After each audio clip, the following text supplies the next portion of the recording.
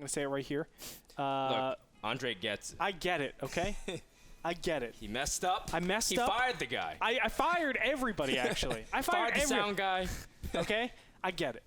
He hired Chance. So what I'm doing is switching up the maps. Actually, it was a collective thing throughout the NASL. That's true. Rotterdam had a huge voice in that. He really wanted to push her map pool, which was really cool. And we're changing the maps a little bit. Shattered Temple, not balanced.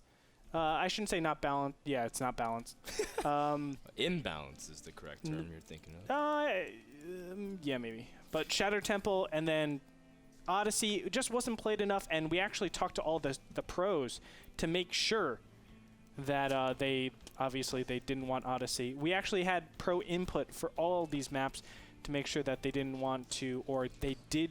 Okay, I'm getting crazy now. They did want a map or didn't want a map.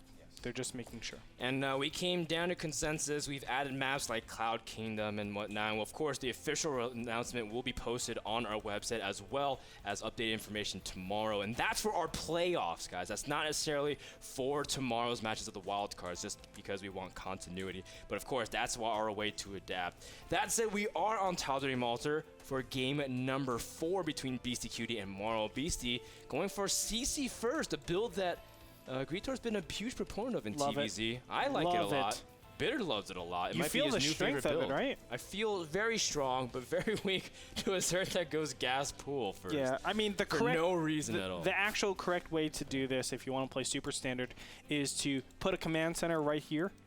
Yeah, and then wall off, and then put your barracks on the right-hand side, and then you're really, really wall tight. You don't have to worry about any Zergling pressure because, go ahead, kill my command center. It only has 1,500 life. LOL, Zerglings. Well, if you rush building armor, too. Exactly, dude. Then drones and Zerglings will never be able to rush me again. Fun fact, ladies and gentlemen, if I have building armor and a planetary fortress, and you have 0/0 Zerglings, you deal 1 damage. What if I took my command center, 1 command center, okay? When Engineering Bay Rush got building armor and high-sec auto-tracking and did a planetary fortress rush.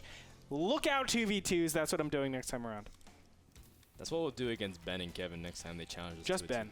2v2. We'll have 2 command centers fly over into his base. He's like, what the heck is this?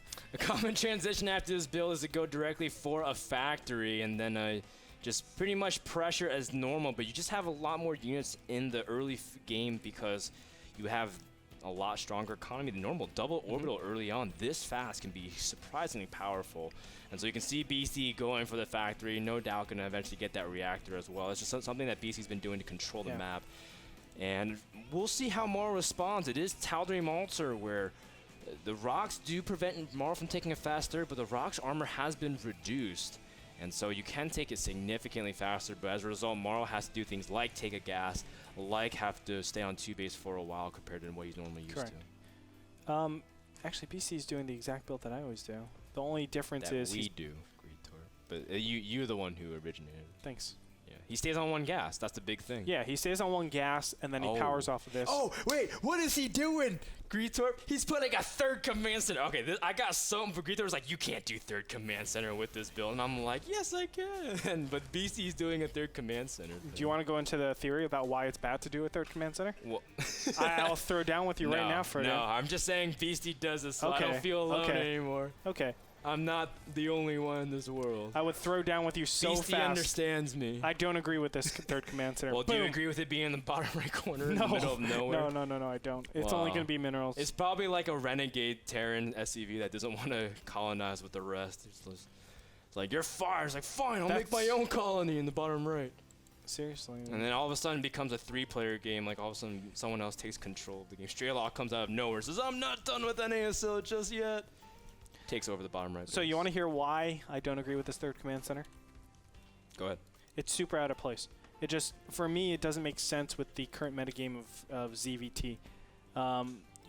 Basically you're going to have these delayed Hellions that come out after doing a CC first. The Hellions really won't get that much done. And do you have any power behind that? No, you don't. So how are you actually going to punish Zerg players for getting a quick 3rd or doing anything, really? You have no way to punish your opponent. The Hellions do absolutely nothing. What they're doing is just taking up room in your factory, and you're in a position where you really can't do anything about it, right? You might as well go siege tanks in this position. That's why I always think like a Marine stim timing follow-up is the best way to actually defend against, or actually not defend, but to progress upon this, because it has the ability to defend against all-ins like this, obviously, a lot better than just the third command center. And at the same time, it can actually do an amazing amount of damage. BC has to worry about a Roach Bane attack coming from Morrow now. What makes it so difficult is BC doesn't have high ground really to fall to. BC did start with the Watchtower, so he's falling back to his bunkers at this point, but he's only got a couple Marauders left. That one bunker is just for show. It's BC right now is really falling back to a great concave. BC can be prepared if he can get great splashes with his Hellions onto those Banes, and a huge part of this punch from the Roach Bane Ling attack will be negated. Morrow getting a little bit indecisive with where his units go, but he does manage to commit to one bunker. But BC manages to kite back, and he's repairing one bunker successfully, and it looks like BC might be able to hold this Roach Bane attack as long as he can keep this bunker up. Yep, the SCVs need to repair ASAP. Additional SCVs will be sent, but not in time. The bunker goes down, and additional reinforcements are streaming in. So many SCVs are dying here. A bunch of SCVs, or excuse me, Zerglings are going to go directly into the main. More SCVs are going to die from this. This is an even bigger advantage than what Targa had over Ryung all of those games. This is fantastic control by Morrow and shows really great patience and skill. Yeah, you mean Lowly. Lowly, I'm sorry. Right. Targa is not in our wild cards. I would have loved to see Targa with his Hydra Ling rushes with Nidus, but unfortunately that is not the case. Morrow does get cleaned up, and a lot of damage has been done. 27 workers have been killed, but Beastie has stabilized. That's a pretty big factor, and Beastie has triple orbital. I don't want people to forget that, as he has a huge economy compared to that of Zerg.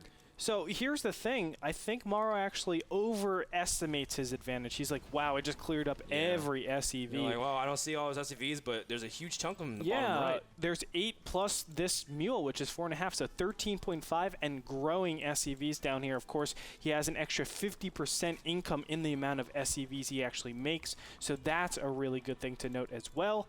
I mean, Morrow is actually potentially behind here. I think he's technically ahead, but the problem is the decision making. He actually has a lot less chances of making the proper decisions from here on out. He will play a very scared style, thinking he's super far ahead, but in fact he's way, way behind in that macro. And it's just so cool from BC, because even if Morrow sends like a Ling to the base, he's just going to poke just outside the mineral lines. And so from this point, BC will have that economic advantage in terms of just minerals, which is completely okay in terms of getting out units. Now from this point on, BC says, okay, well, he's been on 2 base. He poked in, see that he's taking his 3rd.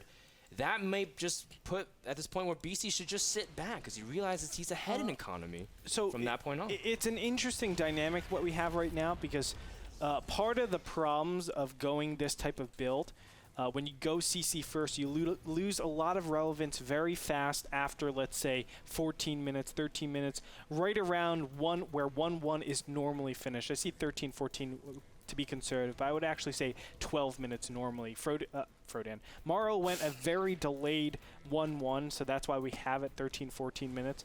But against all styles, I mean, 1-1 should be done by now. How many engineering bays do we have? 2? But it just got finished at 13 minutes in. That means he won't have his 1-1 equalized until 2 minutes later. That is so substantial. Morrow will have the giant timing of always having relevance with his army, if not the advantage with his army. He needs to make stuff done, but he has a big advantage. It's dependent on whether or not Morrow can hold this 3rd. You can see Beastie is really trying to control space, and if you can move in to snipe that 3rd, it makes a world of difference. Beastie scans, sees Banelings on top of the high ground, and really needs to be cautious. Morrow has lost vision of his opponent, and now isn't sure where he's going to bounce to and fro. Beastie quickly checks the 4th, but realizes it's not there and says, okay, I'm still in a pretty good spot. And he could outstay his welcome. There's not that many Marines, and mutas are about to pop. But if Beastie can head at an appropriate time, anything can happen. And the Blue Flame Hellions are going to get in directly. Now these Banelings don't have speed yet. It's still a couple of seconds away, but the Zerglings trying to surround. The Blue Flame Hellions will not two-shot all of these Zerglings because they have that +1 armor over the non-+1 vehicular weapons. And it looks like BeastyQT will be stopped in his tracks. But, a big drop going into the natural. There's a Spinecrawler to deflect it a little bit. Another Spinecrawler is going to get in here. Great transfuse to buy additional time. But he's transfusing a drone. Wow. Yeah, really nice. BeastyQT did the right decision at actually taking out the drones, but look at that. Muta is going to show up on the bottom side of Morrow's base and clean everything up. Very nicely done by Morrow. He pulls ahead even more. Now, in the mind of Morrow, he says, okay, well, Terran's on 2 base. He has the Overlord and the Zerglings in position saying, well, I don't see, Beasty really moving out. In fact, if he ever pokes in, he looks like Beasty's taking his 3rd base at a pretty delayed time. But again, Beasty has been able to really capitalize on this 4th base, which is surprisingly mining out quick. And Morrow, if he's not really careful, he's going to let the economic advantage slip between his grasp because he doesn't really have that forward base economy yet. His hive tech has been severely delayed, and Morrow really needs to scout something soon, or at least get up his economy a lot stronger than what it is now. It's at 64 drones, and that's not going to do for 60 It's interesting. It's because, like, okay, so now is a big timing where Beasty's units are a lot more relevant now that the upgrades are evened up, but it's still interesting to me because I feel like the positioning of the units for Morrow is superior. It makes it really difficult for Beasty to actually claim his 3rd base. And even if he does, I mean, look at what Morrow's doing, taking his 4th base. The trades, units lost, is pretty similar, but BeastyQT really won't have this 3rd base efficiently for too long. Pretty soon it will be, I don't know, revealed or something like that, or he's going to just mine out completely. Ooh, a Zergling is on the paths. Oh, it's going to patrol, but just like I said, he's going to be right outside the minerals, and Morrow might or might not see it. It's going to be tough. I don't think he's going to see it. Frodan, oh! There was a small glance, but I highly doubt he was paying attention over there. No, man, that is so... What was I saying, man? If he pokes just inside the mineral line, he would have not seen it. A very clever ruse from Beasty. And now that center towers have been so valuable if you just place them at a great location, and Beasty will be able to make sure any kind of mutas or Zerglings going for a counterattack, he'd be able to get in position for it. Beasty's now pushing across the left-hand side. No. Morrow has to be really cautious with this because any potential lethal timing could just be the end of his NASL run. Morrow is going to make a lot of banelings and wait for this, but his creep spread is not even the best at this point because of the amount of pressure Beasty's been able to push. And the banelings are not prepared yet. Beasty has a great time to hit all these banelings, and that's a very valuable asset to the Zerg army. And here he's just going to protect the banelings ever so slightly. Well done, and going to go on to this top now. He has to be careful.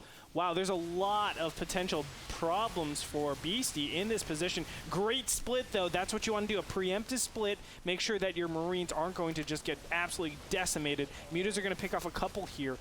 This is wow, this is like razor thin, Frodan. He picks off the macro hatchery, which means Beasty has a big opening to the natural. He's now splitting his army. Morrow's losing a lot of his production. You can see the drones are dying at the natural. This is a critical moment for Morrow as he has no more room left for error, as he needs to engage perfectly at this point. Needs to get rid of the army. Here we go. This is the last stand for Morrow. He needs to be able to take out this army immediately. Does manage to deal with everything outside of his base, but the natural suffered heavy losses. And the big story is that Morrow has not really been able to get up his economy comfortably this entire game. Beasty with a fantastic attack. And now the natural is no longer mining, a huge source of gas income for Morrow. Yeah, absolutely beautiful. And this second base probably will stay up, so it's really nice for Morrow. I think Morrow actually, it's so hard to actually tell, Frodan. I wanted to say he's ahead because he holds that It's tough because of that base. Not only that base, the 3-3 now. So it's kind of like, okay, well, now BeastyQT will have a lot of relevance. But I think it's tough. Morrow has, I think, the composition advantage, especially with his ability to clean up medevacs really cost efficiently. That's the thing when you're doing this Marine King style and you're only going for what is, medevacs, Marines, and Marauders. You need to make sure. Okay, this is actually going to solidify his loss right now. Morrow's losing so many units. That's too much damage to suffer. Because he just committed a lot of his units over at the Planetary Fortress. He could have exploded his banelings on the SCVs, but it went straight into the building instead. Just a couple of seconds of missed micro and cost Morrow a lot of supply. That wasn't just the supply. Frodan, I think that was the game. He just lost the game because of that commitment. Morrow was not far enough ahead to actually make a move like that, even if he takes down the Planetary Fortress, which does not have +2 building armor. He's still in a terrible position because it's just way too much commitment. And now he's going to run into the natural. I don't see a foreseeable way for him to actually stop this. Morrow doesn't have creep. He doesn't really have mutas in position. The third is under siege. No, he's going to go straight for the fourth, realizing that's a huge source of economy. If Morrow loses this base, this is his NASL Season 3 line, or neck on the line, excuse me. And the Marauders are perfectly positioned. How can Morrow actually approach this base? The 4th base is going to be taken out. It doesn't matter what BeastyQT does from here, as he already got the money attack. And BC is splitting perfectly. Oh, look at the base. Oh They can't my get to God. any direction. BeastyQT with a perfect engagement, preparing for his opponent. Now all the Zergans come in, but the Blue Flame Hellions That's and Marines gonna deal be with it. everything. Morrow has no more options left. Falling below triple-digit supplies. GG! Empire BeastyQT takes game number 4 and advances to the NASL playoffs, The where you'll open play winner, for his man. spot. The in open the NASL winners finals. have always done so fantastic here at the NASL. You know, first we had Puma, then Thorze, now BeastyQT. Smash and FaZe taking names. He will advance on into the playoffs, where he has his chance to be in the NASL Season 3 finals. Congratulations to him. He played a fantastic game. Man, that command center is so sneaky, but you can see what I'm talking about. The upgrades.